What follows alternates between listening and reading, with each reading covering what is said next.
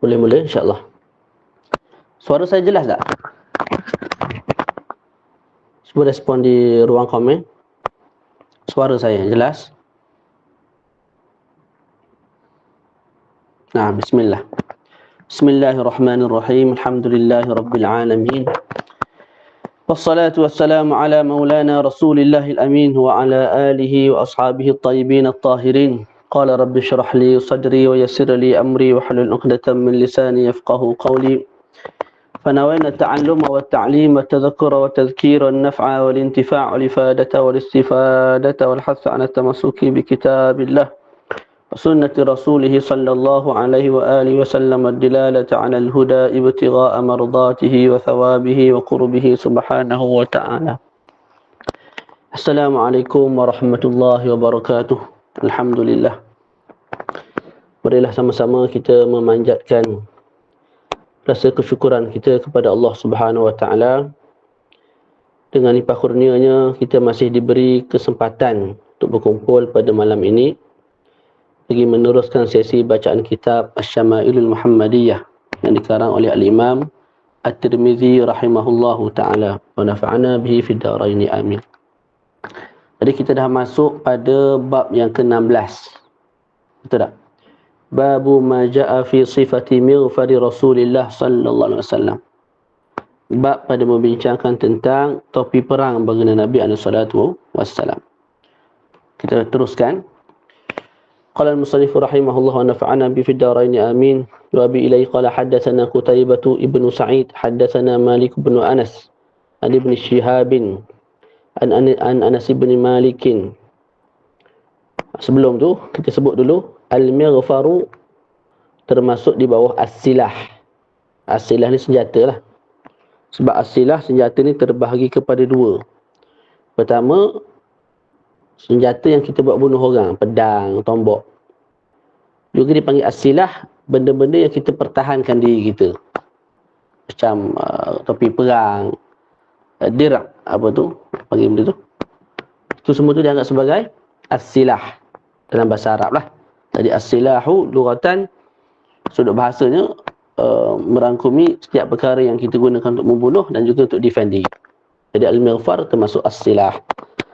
Baca daripada Sayyidina Anas radhiyallahu taala anhu, anna Nabi sallallahu alaihi wasallam dakhala Makkah wa alaihi mighfarun. Sesungguhnya baginda Nabi alaihi salatu wasallam memasuki kota Mekah.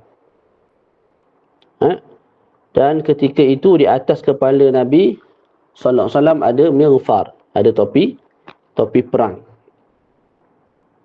Okey. Ada hadis yang mengatakan ketika mana Nabi masuk kota Mekah, di atas kepala Nabi ada imamatun sauda. Sebagaimana akan datang hari ini kita bincang. Ada serban hitam.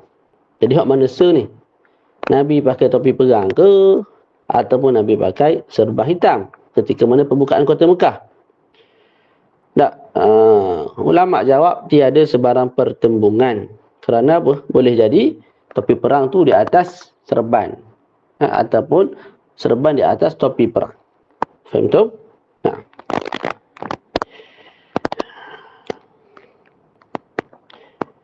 Dan dalam riwayat Nabi masuk kota Mekah pakai topi perang, itu isyarat kepada Nabi ni bersedia untuk berperang. Manakala ada puak-puak musyrikin masih mau perang, maka Nabi bersedia. Adapun riwayat yang mengatakan Nabi masuk kota Mekah dengan imamah serban, maka itu isyarat kepada Nabi masuk ke dalam kota Mekah tanpa berihram. Tanpa berihram. Boleh? Dan di sinilah Imam Syafi'i mengambil dalil keharusan seseorang yang masuk ke kota Mekah bukan untuk tujuan nusuk, dia tak wajib buat nusuk kerana dia tak wajib ihram. Contoh saya nak masuk untuk bisnes, adakah wajib ihram haji, betul buat haji dulu baru bisnes? Tak. Tidak wajib begitu. Malah terus masuk bisnes lepas tu balik tak. Sebelum balik tu tawaf wada'. Ala kulli hal tak wajib niat ihram, tapi yang moleknya niat ihram. Setiap kali kita masuk ke kota Mekah, niat ihram haji ataupun umrah. Faham tu? Ya Allah. Naam. Jadi daripada Sayyidina Anas bin Malik radhiyallahu taala anhu, sesungguhnya Nabi sallallahu alaihi wasallam masuk ke kota Mekah dan di atas kepala baginda sallallahu alaihi wasallam ada mighfar. Faqila lahu ya hadza ibnu Khatalin. Maka ada orang kata kepada Nabi. Yang kata kepada Nabi itu ialah Sayyidina Sa'id ibnu Huraith. Dia kata kepada Nabi, hadza ibnu Khatal. Ini anak Khatal. Ibnu Khatal ni asalnya Muslim, lepas tu murtad. Dan dia bunuh orang Islam yang menjadi khadam kepada dia. Dalam masa yang sama, Ibnu Khatal ini juga ialah orang yang orang pemaki lah. Kerja dia ialah memaki Nabi. Dan juga memaki para muslimin. Malah dia lantik pula, upah pula 2 orang, hamba perempuan, untuk menyanyi lagu-lagu yang menghina dan menjatuhkan maruah baginda Nabi SAW. Oleh sebab itu dihalalkan darahnya. Jadi Sayyidina Sa'id ibn Hurais kata, ini Ibnu Khatal muta'alliqun bi astaril Ka'bah, lekat dekat kelambu Ka'bah. Jadi Ibnu Khatal ni ingatkan selamat lah. Sebab adat jahiliyah, bila orang tu duduk melekat di astarul Ka'bah, di kelambu Ka'bah, maka ia terselamat daripada setiap bala bencana lah, mana orang tak mari bunuh. Tapi Nabi kata, faqala uqtuluh, bunuhlah dia. Nabi benarkan bunuh. Sebab apa? Kepala pengat. Menghina Nabi, menghina umat Islam dan sebagainya. Tapi bila Nabi sebut uqtuluh, maka ketika itu sahabat bila dengar arahan Nabi, terus buat berlumba-lumba. Jadi antara yang berlumba nak membunuh Ibnu Khatal tadi ialah Ammar ibnu Yasir dan juga Sayyidina Sa'id ibnu Huraith. Dan Sayyidina Sa'id lebih mendahului membunuh dia. Boleh? Nah. Ada pandangan mengatakan yang bunuh si Ibnu Khatal tadi ialah Abu Barzah. Kemudian ada ulama himpunkan. Sebenarnya tak ada pertemuan, kerana kita boleh katakan orang yang mula-mula pergi bunuh tu, pergi lawan tu ialah Abu Barzah. Kemudian Sa'id bin Huraith tadi menolong dan membantu, berkongsi untuk membunuh, berkongsi kuatan lah untuk membunuh si Ibnu Khatal tadi. Dan mereka membunuh Ibnu Khatal di antara Zamzam dan juga Maqam. Faham tak? Boleh? Tapi di sana ada juga hadis yang mengatakan apa? Man dakhala al-masjida fahuwa aminun, wa man dakhala dar Abi Sufyan fahuwa aminun, wa man aghlaqa 'alaihi babahu fahuwa aminun. Barang siapa yang masuk masjid dia aman, siapa yang masuk rumah Abi Sufyan dia aman, siapa yang tutup pintu rumah dia aman. Jadi ini bukan sekadar masuk masjid, masuk Masjidillahil Haram. Lepas tu melekat pula, bergantung pula di astarul Ka'bah, di kelambu Ka'bah. Kenapa dia bunuh juga? Bertentangan dengan hadis yang lain. Maka dijawab oleh ulama, itu termasuk orang yang dikecualikan. Memang ada hari, memang ada individu tertentu, dalam kitab Hasyiah Bajuri disebut 4 orang yang dikecualikan, yang memang boleh dibunuh hari itu. Nah, antaranya ialah Ibnu Khatal. Faham tak? Dan dalam hadis inilah, melalui hadis inilah ulama Malikiyah mengambil hukum wajib dibunuh penghina Nabi. Hatta muqatli sabir Rasul. Alaihi salatu wassalam. Selesai kat situ. Kemudian kita masuk hadis yang 113. Wa bi ilai qala hadatsana Isa bin Ahmad qala hadatsana Abdullah bin Wahb qala hadatsana Malik bin Anas an Ibn Shihab an Anas bin Malik. Daripada Sayyidina Anas bin Malik radhiyallahu taala anhu, anna Rasulullah sallallahu alaihi wasallam dakhala Makkah 'am al-Fath. Sesungguhnya Nabi alaihi wasallam masuk ke Mekah pada hari pembukaan kota Mekah. Wa ala ra'sihi al-mighfaru, di atas kepala Nabi alaihi wasallam ada topi perang. Qala falamma naza'ahu ja'ahu rajulun faqala lahu Ibnu Khatal muta'alliqun bi astaril Ka'bah. Ketika pada Nabi mencabut topi perang tu, maka Nabi didatangi oleh seorang pemuda tadilah. Siapa nama tadi? Sa'id ibnu Huraith. Yang berkata kepada Nabi, Ibnu Khatal menggantungkan diri ataupun melekat ada di kelambu Kaabah. Nabi pun sebut faqala uqtuluh, bunuhlah dia. Arahan ni ala sabilil kifayah lah. Kalau seorang pergi bunuh, mati dah, selesai lah. Orang lain tak lagi bunuh pula, mati dah. Nak bunuh pula ni kena hidup balik. Faham tak? Jadi arahan Nabi ni walaupun fi'lul jama', mana arahan tu uqtuluh, bunuhlah kamu akan dia. Adakah yang tak bunuh itu berdosa? Tak. Ala sabilil kifayah, seorang bunuh kalau dah mati, maksud itu telah tercapai, maka yang tak bunuh itu tak berdosa lah. Qala Ibnu Syihab balaghani anna Rasulullah sallallahu alaihi wasallam lam yakun yawma idzin muhrima. Ibnu Syihab berkata, telah sampai kepada aku sesungguhnya Nabi ketika masuk kota Mekah tidaklah seorang yang sedang ihram haji. Nah, kita masuk bab yang ke-17. Bab ma jaa fi sifati imamati Rasulillah sallallahu alaihi wasallam. Bab yang membincangkan tentang serban Nabi alaihi salatu wassalam. Serban ni setiap perkara yang kita lilit di kepala.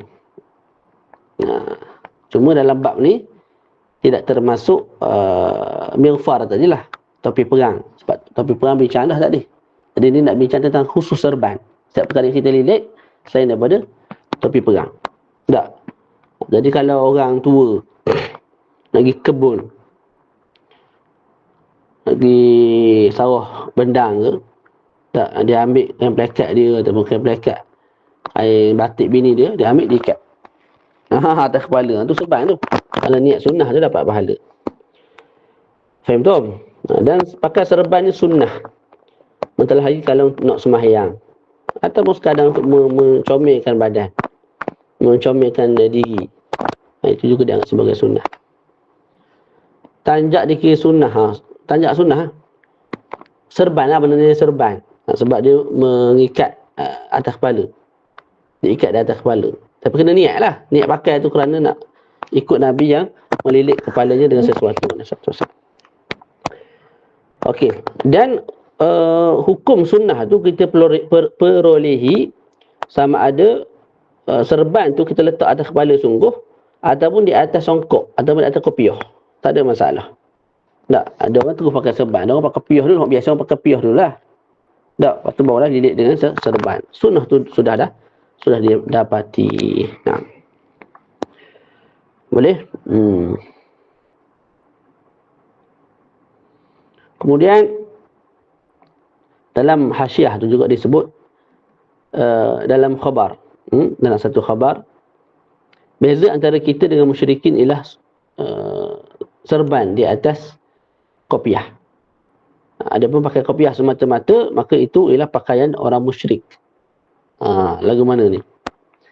Kita kopiah je pakai tak? Saya pun jangan sangatlah pakai serban.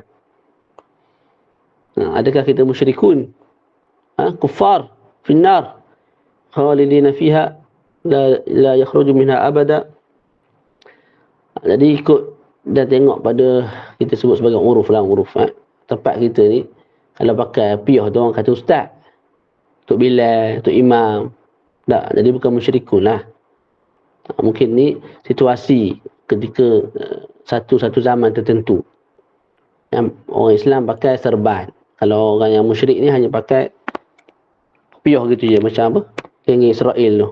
Tak, Yahudi tu, piah kecil nampak depan ni. Kita di Malaysia ni kalau pakai piah orang tak panggil musyrik. Orang tak anggap, orang tak faham tu musyrik. Orang faham tu ustaz, orang baik. Jadi kita tengok pada situasi lah, uruf tempat. Al-Imam Ibn Al-Qayyim rahimahullah berkata, serban Nabi ni tak terlalu besar sehingga susah nak bawa, berat. Tak, jadi susah nak pikul. Tapi tidaklah terlalu kecil sehingga tidak ada function. Kecil sangat. Jadi tak boleh nak pelihara kepala daripada panas, daripada sejuk. Tak juga. Malah serban Nabi sederhana. Dan wa khairul umuri al-wasatu. Sebaik-baik perkara ialah pertengahan. Faham tu? Al-Imam An-Nawawi menaqalkan dan mengatakan serban Nabi ni ada dua.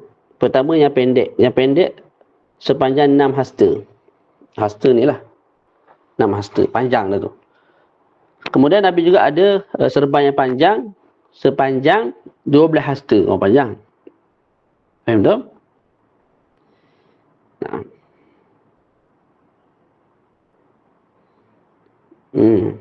Dan tidak disunatkan kita tahnik al-imamah. Tahu tahnik al-imamah? Bukan tahnik baby. Tahnik al-imamah. Tahnik serban. Ni dibuat oleh sebahagian ulama mazhab Maliki. Tak, dia pakai serban. Lepas tu baki ekor tu dia balut kepala dia, letak atas kepala. Ataupun letak atas bahu. Itu tahnik al-imamah. Di sisi mazhab Syafi'i itu tidak disunatkan. Cumanya sebahagian ulama lain mengatakan itu sunat. Okay, hadis dalam bab ini ada 5. Hadis tentang serban. Hadis ke-114. Wabi ilai qala haddatsana Muhammad ibn Bashar, haddatsana Abdul Rahman ibn Mahdi an Hammad ibn Salamah. Kitahwil matan. Kitahwil sanad. Haddatsana Mahmud ibn Ghailan, haddatsana Waqi' an Hammad ibn Salamah. Jadi sebelum Muhammad bin Salamah tu kita ada 2 jalur. Pertama Muhammad bin Bashar ambil daripada Abdul Rahman bin Mahdi daripada Hammad bin Salamah. Tak. Yang kedua Mahmud bin Ghailan daripada Waqi' daripada Hammad bin Salamah. Selepas daripada Hammad bin Salamah tu sama. An Abi Zubair an Jabir daripada Sayyidina Jabir radhiyallahu taala anhu qala dakhala Nabi sallallahu alaihi wasallam Makkah yawm al-fath wa alaihi imamatun sauda. Nabi SAW masuk ke bumi dan ke kota Mekah dalam keadaan ketika mana Fathu Makkah, pembukaan kota Mekah, dalam keadaan di atas kepala Nabi ada serban hitam. Dan tadi pun kita dah terangkan cara nak menghimpunkan hadis ini dengan hadis yang mengatakan ketika itu Nabi memakai al-mighfar, iaitu topi perang. Nah. Okey. Soalannya kenapa Nabi pakai serban hitam? Tidak memakai serban putih. Sedangkan putih lebih afdal. Ulama mengatakan Nabi memakai serban hitam pada hari tersebut nak mengisyaratkan kepada as-su'du. As-su'dudu. As-su'dudu ni kuasa. Nabi dapat as-su'dudu. Mana as-sawat, hitam, mana kuasa. As-sawat daripada as-su'dudu. Perkataan as-sawat diambil daripada perkataan as-su'dudu, iaitu kuasa, power, gitulah. Yang mana benda tu tak dapat pada Nabi-Nabi sebelum. Nampak pada Nabi. Jadi Nabi pakai tu nak isyaratkan kepada perkara tersebut. Dan di samping menjadi isyarat, ini kata ulama lah ni, mereka istinbat.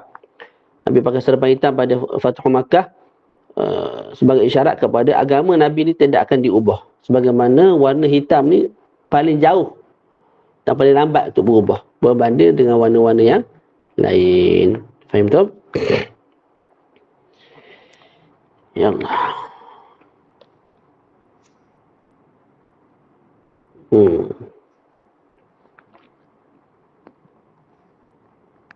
Kita baca. Wabi ilai qala hadatsana Ibnu Abi Umar qala hadatsana Sufyanu an Musawirin al-Warraqi an Ja'far ibn Amr ibn Hurais an abih, daripada Ja'far bin Amr bin Hurais daripada ayahnya iaitu Amr, telah berkata, ra'aitu ala ra'si Rasulillah sallallahu alaihi wasallam imamatan sauda. Aku telah melihat di atas kepala baginda Nabi alaihi wasallam ada serban hitam. Nabi pakai serban hitam. Boleh? Terus hadis 116. Wa bi ilai qala hadatsana Mahmud ibn Ghailan wa Yusuf ibn Isa qala hadatsana Waqi'un an Musawir al-Warraqi an Ja'far ibn Amr ibn Hurais an abih, daripada Ja'far bin Amr bin Hurais daripada ayahnya iaitu Amr bin Hurais, anna Nabi sallallahu alaihi wasallam khataba an-nasa wa alaihi imamatun sauda. Sesungguhnya Nabi berkhutbah kepada manusia dan ketika itu di atas kepala Nabi ada serban berwarna hitam. Jadi dalam hadis ni kita boleh ambil hukum harus memakai serban hitam ketika mana khutbah, sekalipun warna putih itu lebih afdal. Hadis ke-117. Wa bi qala hadatsana Harun ibnu Ishaq al-Hamdani qala hadatsana Yahya ibnu Muhammad al-Madani an Abdul Aziz ibn Muhammad an Ubaidillah ibn Umar an-Nafi' an Ibn Umar qala, daripada Ibnu Umar, Abdullah ibn Umar Qala, telah berkata, kana Nabi sallallahu alaihi wasallam idza tamma sadala imamatahu baina katifai. Nabi SAW bila mana memakai serban, Nabi akan melepaskan serbannya, ekor tu dilepaskan di antara dua bahu. Ni bahu, ni bahu ni. Di antara dua bahu dilepaskan serban tu. Nabi tak ikat semualah. Nabi tidak selit kat sini, malah Nabi lepas. Nabi lepas ekor serban. Ekor serban ni bahasa Arab dia panggil azbah. Azbah. Boleh?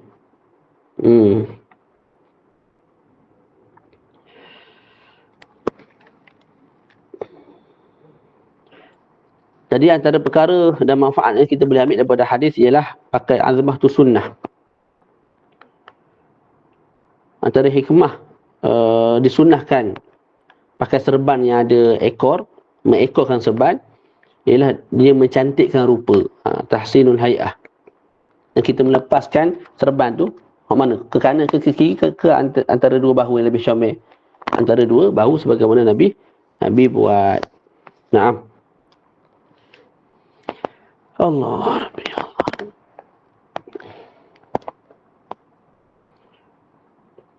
Okey. Panjang ekor tu, nak panjang mana? 4 jari yang panjangnya. Panjang tu. Yang paling panjang Nabi pernah pakai ialah 1 zira'. 1 zira', 1 hasta.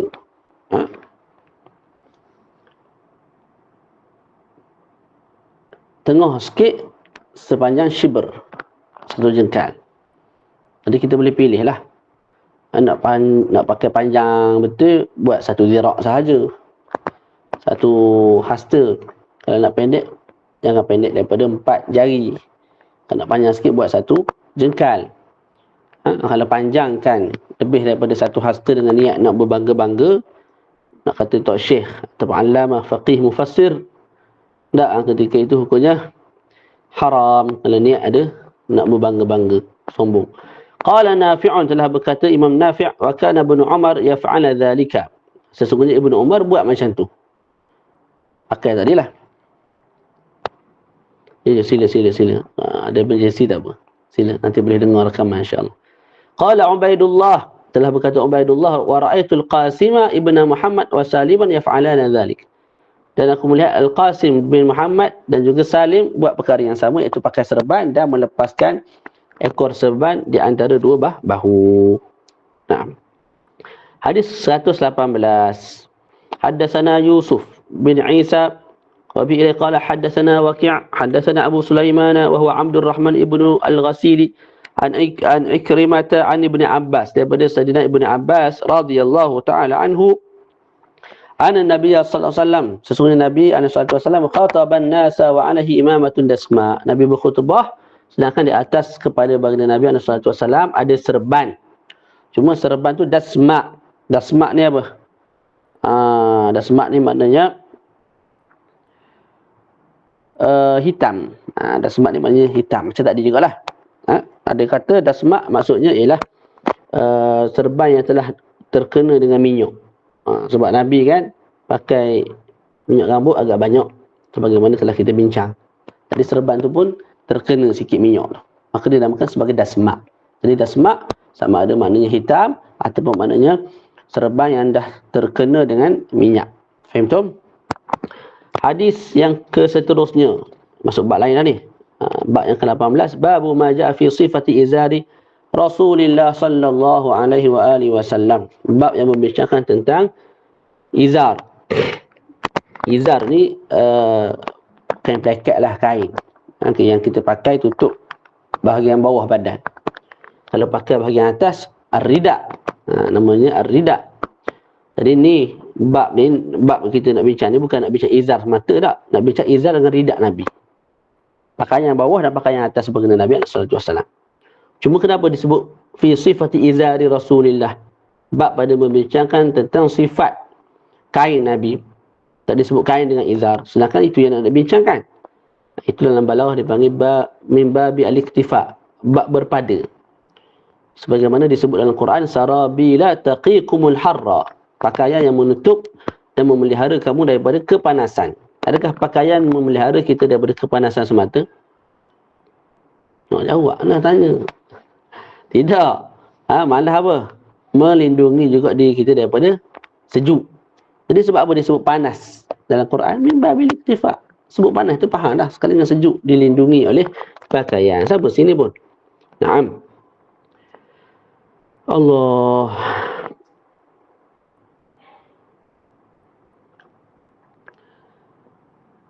Ibnu Al-Jauzi dalam kitab Al-Wafa dengan isnad beliau, sanad beliau sampai kepada Urwah bin Zubair telah berkata, panjang ridak Nabi, ridak bahagian atas lah. Tak, panjangnya ialah 4 hasta. Lebarnya 2 hasta setengah. Manakala Ibnu Qayyim menakalkan daripada Imam Al-Waqidi, sesungguhnya panjang ridak Nabi 6 hasta, lebarnya ialah 3 hasta setengah. Adapun izar, pakaian bawah, panjangnya 4 hasta dan lebarnya ialah panjangnya 4 hasta 1 jengkal, lebarnya 2 hasta gitu. Itu disebut dalam Hasyiah Al-Bajuri lah. Agak besar lah sebab tubuh Nabi pun berisi, badinun maknanya berisi dan tegak molek lah, orang yang kemah kemin, Nabi sallallahu alaihi wasallam. Hadis ke-119, wa bihi qala haddatsana Ahmad ibn Mani' qala haddatsana Isma'il ibn Ibrahim qala haddatsana Ayyub an Humaid ibn Hilal an Abi Burdah an Abi, daripada Abi Burdah daripada ayahnya. Siapa ayah kepada Abi Burdah?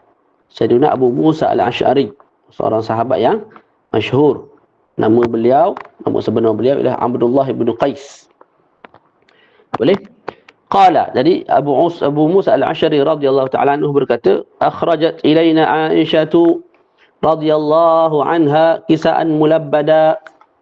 Jadi Sayyidatina Aisyah telah mengeluarkan kepada kami pakaian yang mulabbat.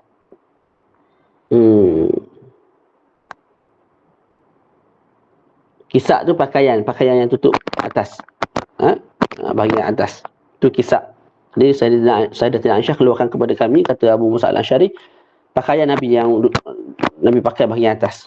Yang mulabbat tu yang disebut dalam kitab Al-Muraqqa. Muraqqa ni kalau terjemah terkoyak.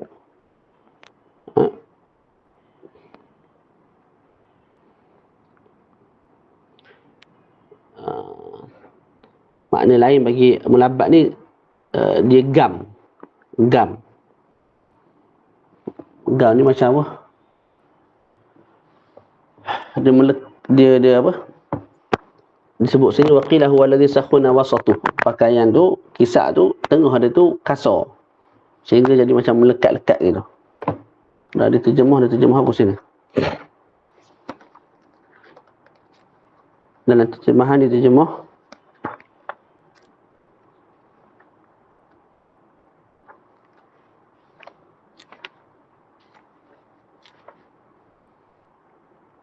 mana? Kisah al-mulabbada, pakaian yang renyuk. Pakaian yang renyuk. Itulah maksudnya.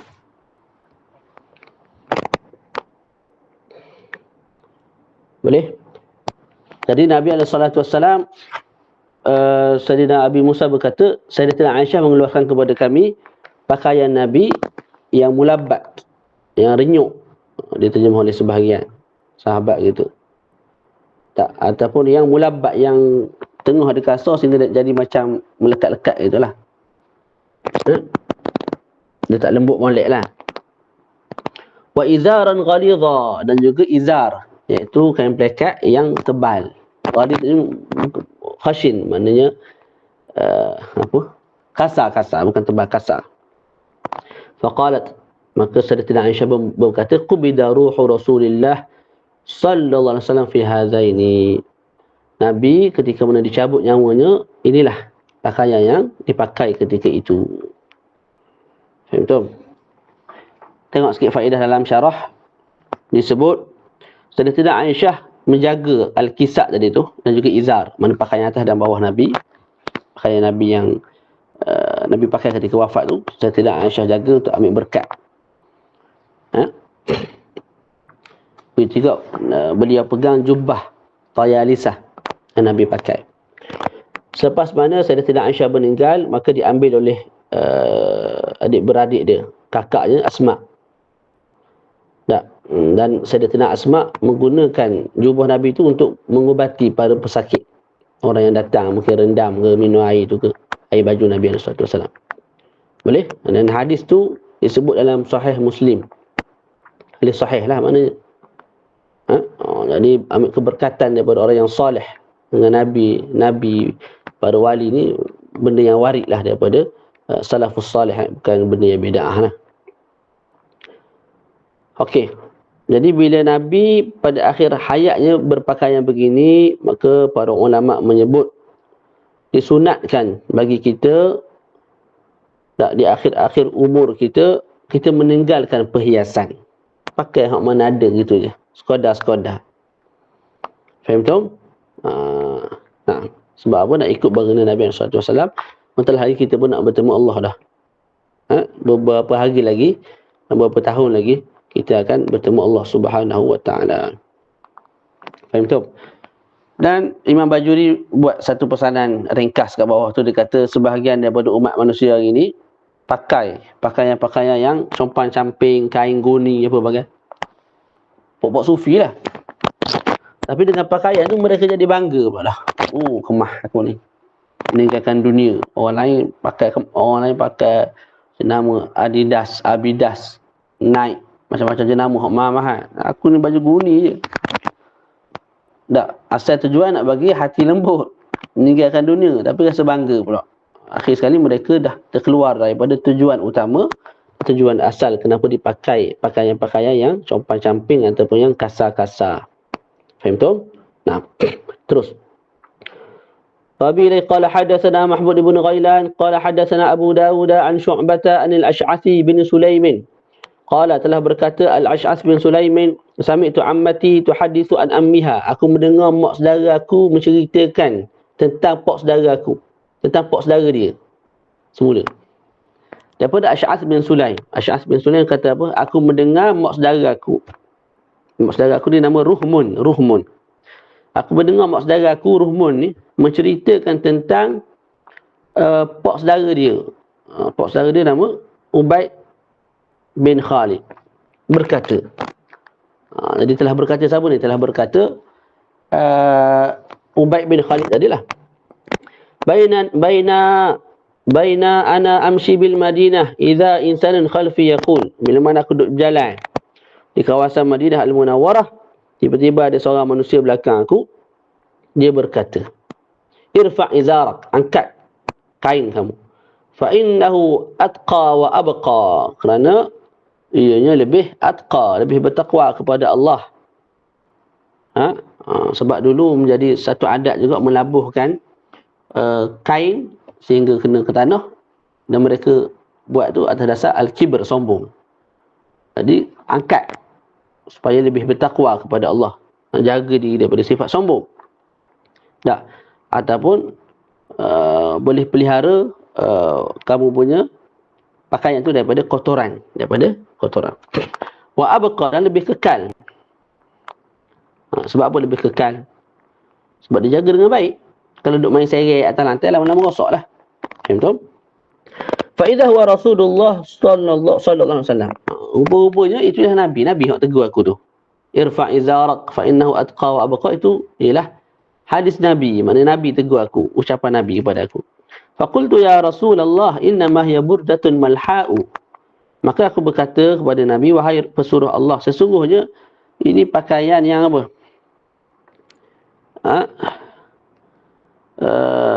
Burdatun maknanya pakaian yang putih, pakaian yang hitam yang padanya ada garisan-garisan putih, dipakai oleh orang Arab Badawi lah, orang kampung. Bukan pakaian yang mahal-mahal, bukan pakaian yang mewah-mewah, bukan. Maknanya pakaian tak ada nilai lah. Tu disebut innama hiya burdatul malha, pakaian yang buruk. Maknanya siapa nama tadi? Ubaid bin Khalid tadi macam nak kata kat Nabi ni benda buruk je. Kalau kena kotor pun tak ada isu. Nabi pun sebut qala amalaka fiyya uswatun. Bukankah bagi dirimu dalam diriku ada ikutan? Mana Nabi kata alangkah baik kalau kamu ikut aku. Bukankah aku ni sebagai panutan kepada kamu? Ya tu. Tak. Nabi suruh juga angkat tu supaya apa? Tidak adalah sifat sombong, nak sadan lizari'ah. Fanadhartu fa idza izarahu ila nisfi saqai. Aku pun tengok Nabi. Dan ketika itu Nabi apa? Pakaiannya, kainnya hanya sehingga ke separuh betis. Mana tinggi betul lah. Tak separuh betis. Jadi memakai pakaian sehingga ke separuh betis ni sunnah Nabi. Tak kisahlah Salafi ke Wahabi ke siapa dia buat, tu sunnah Nabi. Yang kita hina benda tu, perkara tersebut tu sunnah Nabi. Kalau kita tak mampu buat, kita senyap. Jangan kita hina perkara tersebut. Itu sunnah baginda Nabi alaihi salatu wassalam. Dia kata Imam Nawawi rahimahullah, yang comel, yang mustahab sampai separuh betis pakaian kita, kain plekat kita. Cuma harus tanpa dihukumkan makruh kalau kita turunkan lagi sehingga sampai ke Ka'bain, ke buku lali tak? Kalau bawah tu lagi, bawah daripada buku lali, yang tu tengok keadaan. Kalau buat atas dasar nak menyombong diri, haram. Kalau tak, maka hukumnya makruh. Faham tak? Jadi syamil sampai ke separuh betis. Bawah betis sampai ke buku lali masih diharuskan. Bawah daripada buku lali tu makruh kalau tidak sombong. Kalau sombong hukumnya haram. Hukum yang sama kita sebut pada setiap pakaian. Cumanya perempuan lain lah. Kalau perempuan, mereka dianjurkan untuk melabuhkan. Malah sunat labuhkan sekadar 1 shibr ni, 1 jengkat, supaya terlindung. Paling panjang pun buatlah 1 zirak, 1 hasta. Janganlah 1 kilo panjangnya, 1 kilometer panjang. Kes kahwin punya pasal. Tak. Seterusnya, ya Allah, berapa jam?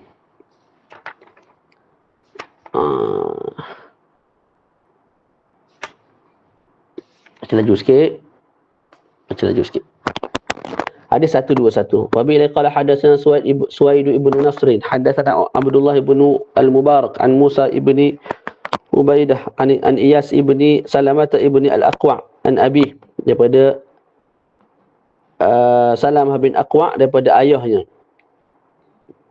Tak, daripada Iyas bin Salamah bin Aqwa, daripada Iyas bin Salamah bin Aqwa, daripada ayahnya, daripada ayah Iyas tadi. Siapa? Salamah. Daripada Salamah, seorang yang berani dan menyaksikan bai'ah ar-ridwan, yang berperang dengan Nabi sebanyak 7 kali. Sayyidina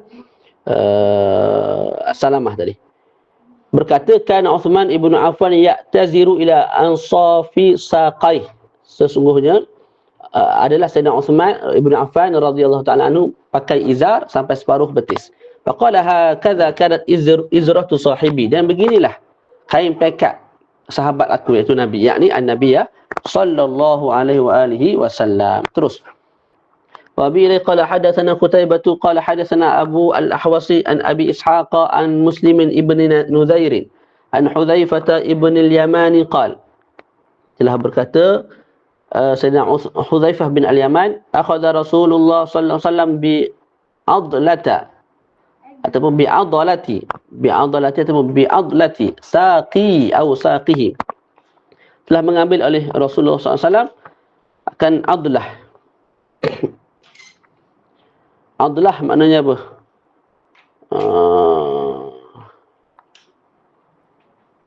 Setiap otot yang banyak daging. Kita punya betis ni kan ada tengah tu kan banyak daging kan. Tu Nabi pegang bahagian tu. Nabi pegang betis aku ataupun betis Nabi. Tu rawi syak. Sebab tu disebut bi'adalati saqi atau saqi. Faqala hadha mawdi'un izar. Maka Nabi pun sebut ini tempat izar. Mana situ separuh daripada betis. Fa in abaita fa asfalu. Kalau kamu enggan, kamu buat bawah sikit. Bawah sampai ke mana? Sampai ke mana tak sampai kepada al-ka'bain, tak sampai kepada betis, dan tak sampai kepada buku lali. Fa in abaita fala haqqa lil izar fil ka'bain. Kalau kamu tak nak juga, maka tidak ada hak bagi izar pada ka'bain, pada buku lali. Ya. Jadi zahir daripada hadis ini, kalau kita melabuhkan jubah ataupun kain pelekat ke sampai ke buku lali, maka haram, mamnu'. Sebab Nabi sebut fa in abaita fala haqqa lil izar fil ka'bain. Kalau kamu tak nak juga, makna tak nak, sepatutnya separuh betih. Kalau tak nak bawa separuh betih, bawakan sikit lagi, tapi jangan sampai sehingga ke ka'bain. Tak, Nabi sebut tidak ada hak untuk izar duduk di situ, maka haram. Faham betul? Cuma ada hadis lain menyebut ma asfal ka'bain, barang yang di bawah ka'bain. Mana sampai ke ka'bain tu boleh lagi lah. Ada hadis sebut, hadis Sahih Bukhari, ma asfal ka'bain finnar, maknanya pakaian yang bawah daripada buku lali tu dalam api neraka. Itu menunjukkan kalau sekadar sampai ke buku lali masih harus. Faham betul? Ada ulama bila jumpa hadis yang berkaitan, tajuk sama, isu sama, mereka akan kumpul. Sebab tu kita berhajat pada ulama. Tak boleh buka hadis baca seorang-seorang. Hajat pada ulama, ulama himpunkan. Maka mereka sebut begini. Nabi dalam hadis ni Nabi sebut fa in abaita fala haqqa lil izar fil ka'bain. Bila kamu tak nak, maka tidak ada hak lagi untuk kain tu kena pada ka'bain. Itu nak mubalarah larangan. Faham tak? Supaya tidak pergi sampai ke bawah ka'bain, sampai ke bawah buku lali. Bukan bermakna kalau sampai ke ka'bain itu haram. Sebab dalam hadis Bukhari sebut bawah ka'bain itu yang haram. Sampai ka'bain itu kita faham tidaklah haram lagi. Faham tak? Tadi pun kita dah terang dah. Boleh? Hukum harus haram tu. Ya Allah, baca lagi. Nak baca banyak juga ni.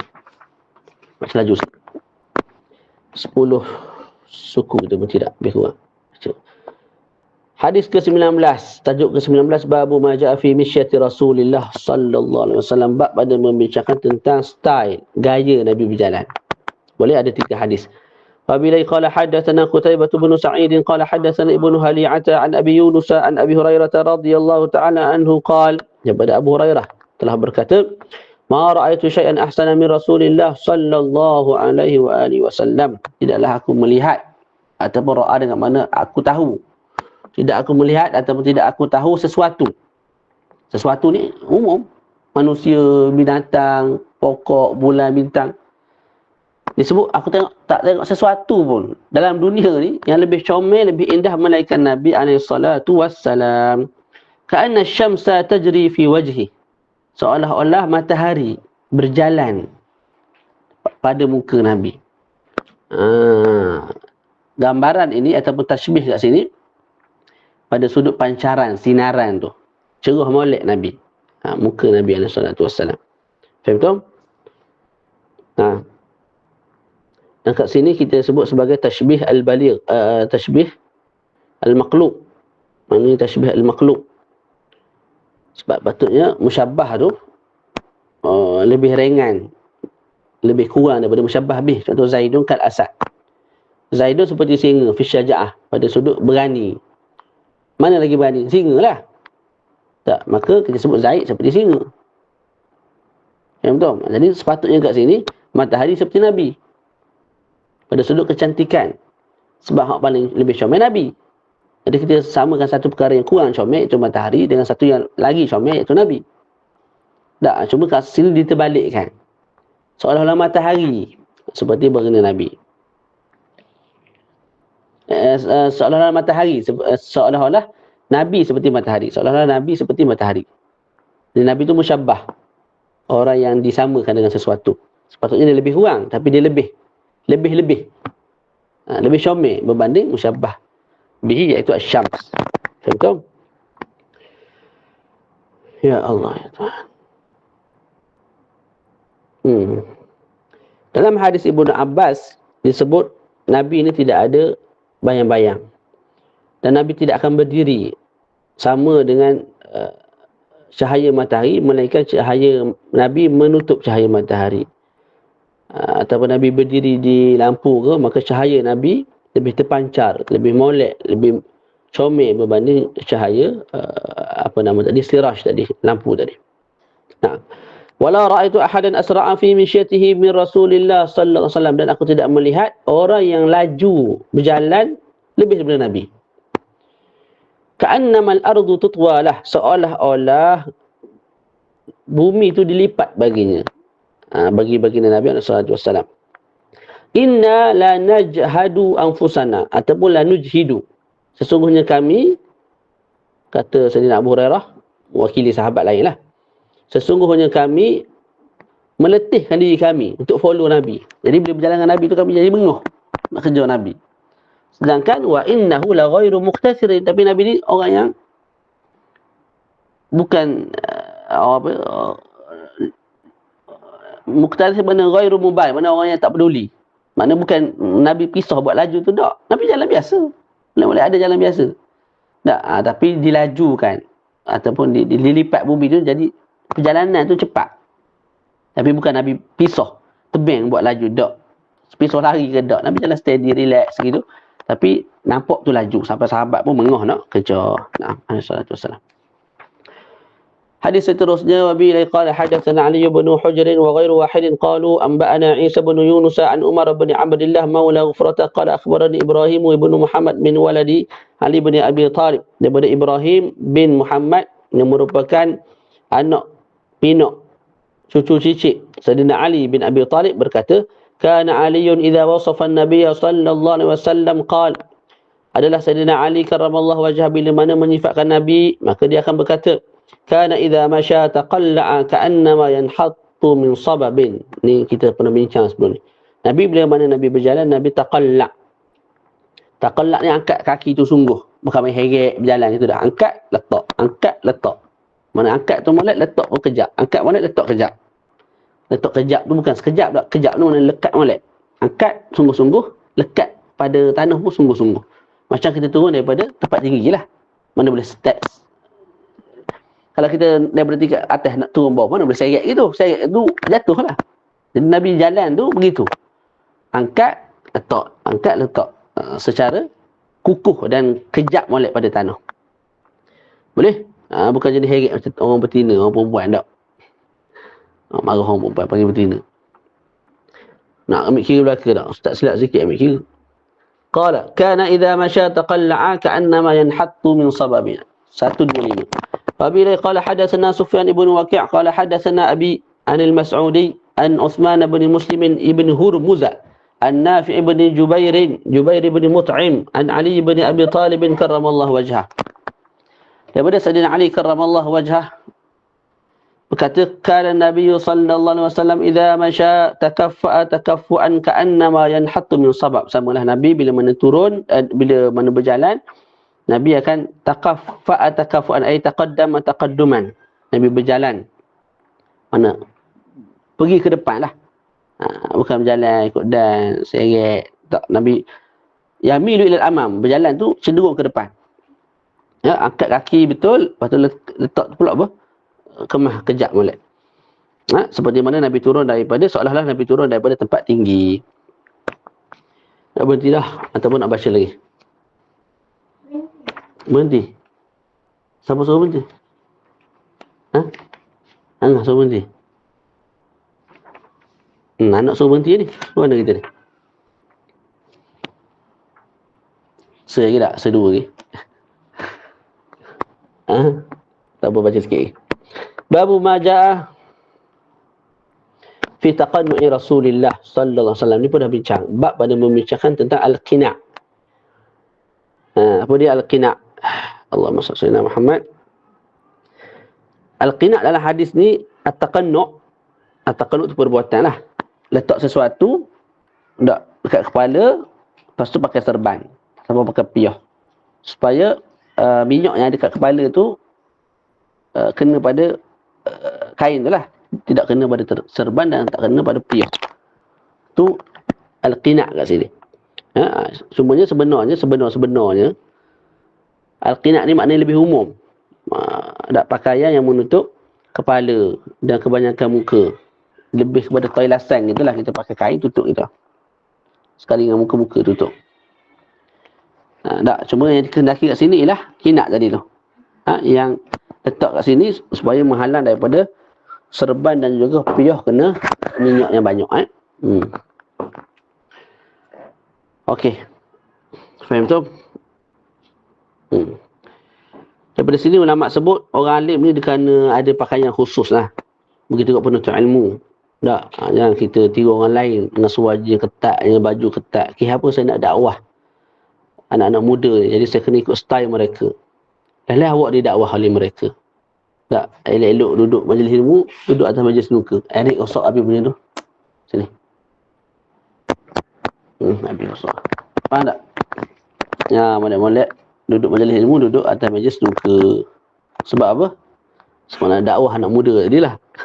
Jadi kita tak perlu ubah style kita, pakaian kita. Supaya orang tahu kita ni orang yang beragama, orang yang mengaji. Jadi orang rujuk pada orang yang sepatutnya. Hari ni orang yang tak mengaji, orang lebih-lebih pakai, tak salah. Hari ni mereka yang dirujuk, sedangkan mereka mungkinlah tak mengaji secara serius. Jadi bila dirujuk, boleh jadi jawab perkara yang mereka tak tahu. Iftira' ala Allah lah. Jadi kita sepatutnya pakai dengan pakaian yang lebih sesuai lah. Faham tu? Ya Allah. Habis ini berarti. Wabi ilai qala haddatsana Yusuf ibn Isa haddatsana Waqi' haddatsana Ar-Rabi' ibn Sabih an Yazid ibn Aban an Anas bin Malik radhiyallahu taala anhu qala, ini hadis ni dah berlalu. Kana Rasulullah sallallahu alaihi wasallam yuksirul qina'. Daripada Anas bin Malik berkata Nabi memperbanyakkan al-qina'. Mana Nabi pakai apa? Penutup kepala tadi tu.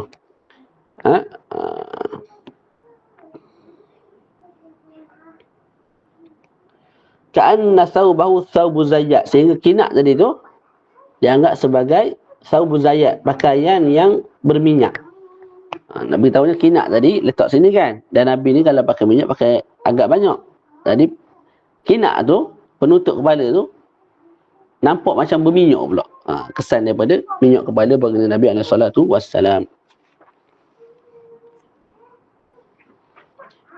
Baca seri. Satu bab lagi. Hadis 21. Babu ma ja'a fi jilsati Rasulillah. Nak bincang tentang cara Nabi duduk. Cara Nabi duduk SAW. Nabi dan Nabi.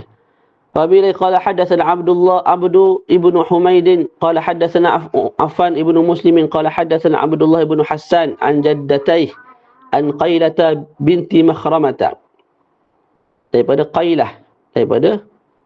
Qailah binti Makhramah annaha ra'at Rasulullah sallallahu alaihi wasallam fil masjid. Beliau melihat Nabi di masjid. Wa huwa qa'idun al-qurfusa. Sedangkan ketika itu Nabi duduk al-qurfusa. Qurfusa ni duduk ihtiba macam ni. Ni. Angkat ni. Oh, perut besar sangat. Tak lepas. Begini. Duduk macam. Ni qurfusa. Faham tak? Yang sebagai habaib dia ambil apa? Kain kan? Dia ikat sini. Jadi tempat menyandar lah. Tak ada dinding, buat macam tu, tak jatuh lah. Duduk yang tu dipanggil sebagai al-qurfusa.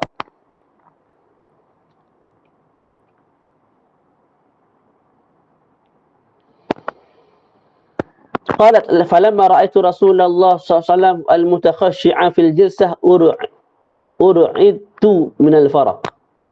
Jadi dia berkata lagi, Qailah binti Makhramah, bila mana aku tengok Nabi sedang khusyuk yang sempurna, Nabi menundukkan pandangan, suara pun ditundukkan, lepas tu dalam keadaan badan Nabi tak bergerak, tak, maka ketika itu aku rasa gemetar, aku rasa takut tengok haibah baginda Nabi SAW.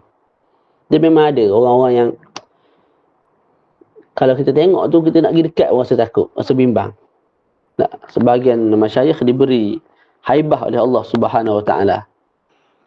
Sebagian masyayikh pula haibah tu Mungkin ada, tapi dia lebih pada happy go lucky. Maknanya kita jumpa dia seronok bersembang, gelak ketawa dengan dia. Tapi ada sebahagian, ada mahabah, ada jalalah. Yang semua tu berlaku pada zaman Nabi. Hidup Nabi ni bukan serius semata tak. Ada sahabat-sahabat yang jenis buat kelakar ikut dam ada. Itulah kehidupan. Kehidupan ni warna-warni. Yang serius, muka masam, tak tentu pasal tak kena juga. Dua lagi. Wabila qala hadatsana Sa'id ibn Abdul Rahman al-Makhzumi wa ghairu wahidin qalu hadatsana Sufyan an az-Zuhri an Abbad ibn Tamim an ammihi annahu ra'a sallallahu alaihi wasallam mustalqiyan fil masjid. Daripada Abbad bin Tamim, daripada pak saudaranya, iaitu Abdullah bin Zaid, seorang sahabat yang masyhur. Sesungguhnya dia melihat Nabi SAW baring secara terlentang. Ini yang baring terlentang dalam masjid. Dalam masjid.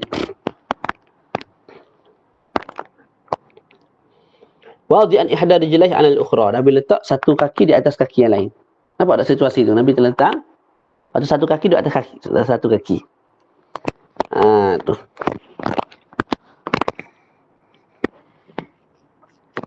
Boleh jadi satu kaki tu gitu saja ataupun gitulah kita terang. Boleh. Nabi terlentang, macam satu kaki duduk atas satu kaki. Jadi buat macam tu dalam masjid hukumnya harus. Hukumnya harus, sebab Nabi pun pernah buat. Naam. Orang tanya, Ustaz, ni cerita tentang Nabi baring ni. Lepas tu tajuk tadi cerita tentang, tajuk tadi kata nak beritahu tentang cara duduk. Mula-mula hadis mula-mula tu ialah Nabi duduk ihtibak, kurfusak. Ni mana ada cerita Nabi duduk ni? Ada ulama kata Nabi baring. Itu pun dah diharuskan. Entahlah lagi kalau Nabi duduk. Gitu. Atas dasar tu diletak dalam bab duduk. Walaupun jauh lah kalau nak ni. Tak. Sebab hadis memang tentang duduk, mana duduk. Tak bincang pasal duduk pun. Tapi sebagian ulama jawab gitu kan. Okey, kemudian ada hadis yang melarang. La yastalqiyanna ahadukum thumma yada' ihda rijlaihi 'ala al-ukhra. Jangan terlentang dan letak salah satu kaki atas kaki yang lain. Di sini Nabi buat. Dalam hadis yang lain Nabi sendiri larang benda yang Nabi buat tu. Kan bertembung. Tak bertembung apa. Cara nak himpun ialah harus buat perkara tu kalau tidak menampakkan aurat. Larangan Nabi tadi tu kepada mereka yang pakai mungkin kain. Kalau dia buat lagu tu nampak aurat. Kalau buat gini saja tak ada masalah. Dia angkat kaki dia tu, dia lipat. Faham tak? Kaki dah gini dah, satu. Lepas tu angkat kaki tak sini. Mana dua-dua kaki tu, satu dah takkan nak buat depan ni. Kaki satu dah gini kan. Lepas satu lagi dia letak atas ni. Mana santai sungguh lah. Tinggi. Jadi kalau buat lagu tu, dia ni pakai kain, tak pakai semendar pula. Mana-mana ada ya. Yang tu Nabi larang. Kalau nampak aurat. Faham tu? Dan Nabi buat perkara ni depan, waktu tu tak ada orang lah. Tak ada orang yang Nabi rasa malu buat depan dia. Tak. Jadi samalah kita pun. Kalau depan Tok Syekh ke depan tu tak sesuai lah buat lagu tu. Tapi kata ada orang buat je lah. Harus Nabi pun pernah buat. Hadis yang terakhir malam ni ialah wabila qala haddatsana Salamah ibnu Shabib haddatsana Abdullah ibn Ibrahim al-Madani qala haddatsana Ishaq ibn Muhammad al-Ansari an Rubayh ibn Abdul Rahman ibn Abi Sa'id an Abi an jaddihi Abi Sa'id al-Khudri radhiyallahu ta'ala anhu. Daripada Sayyidina Abi Sa'id al-Khudri radhiyallahu ta'ala anhu qala, telah berkata, kana Rasulullah sallallahu alaihi wasallam idza jalasa fil masjid ihtaba bi yadayhi. Nabi alaihi salatu wasallam bila duduk di masjid, Nabi duduk ihtiba. Ihtiba dengan tangannya. Nabi pegang gitu. Pegang lutut. Macam kita buat tadi lah. Yang mana sebahagian sahabat, termasuk sebahagian habaib, dia guna kain kan. Wallahu a'lam. InsyaAllah kita sambung pada sesi akan datang. Boleh? Wa sallallahu ala sayyidina Muhammad wa ala alihi wa sahbihi wa baraka wa sallam. Alhamdulillahi rabbil alamin.